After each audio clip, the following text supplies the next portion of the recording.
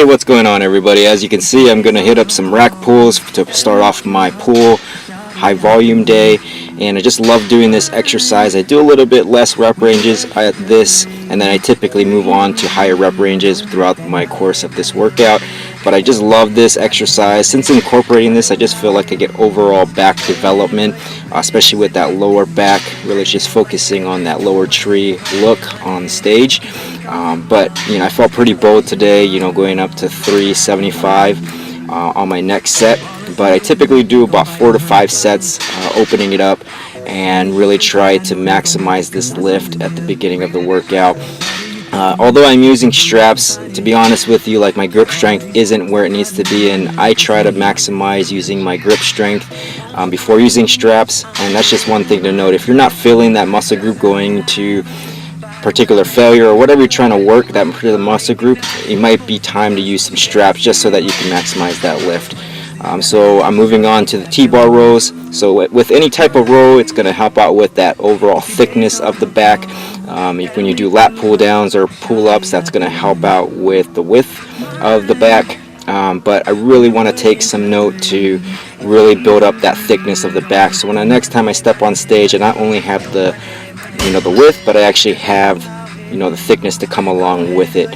And I feel that that's something that I can definitely focus on in this building phase for the next year and a half. So I'm doing some volume, trying to do some drop sets. Definitely a good exercise to help out with drop sets. Pretty easy, easy transition to drop the weight and move on to the next rotation. So moving on.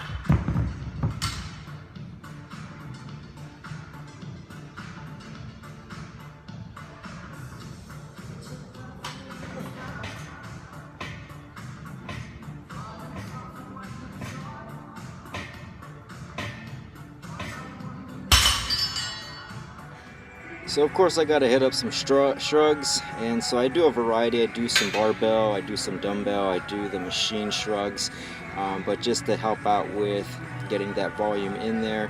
The judges told me that I need to build up my shoulders, so I'm definitely going to try and keep up with the traps as well. I know that kind of overpowers some of my shoulder development, but I really want to make sure that I'm maximizing that.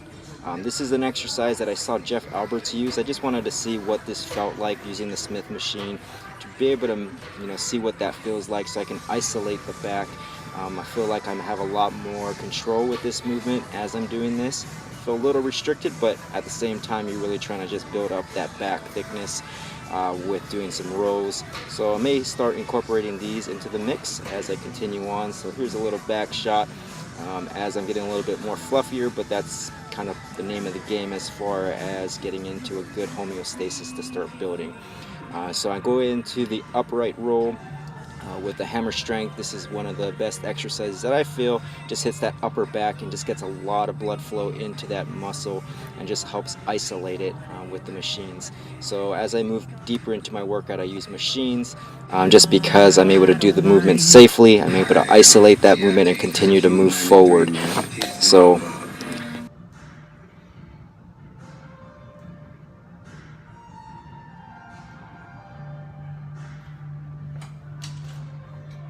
of course, this is my last exercise that you'll probably be able to see in this video. So it's just pull-ups, going back to basics with getting that, that width of the back. I move on to lat pull-downs later on in the workout, but I just transition right into cable curls just to help out with supersetting and just getting a lot of volume.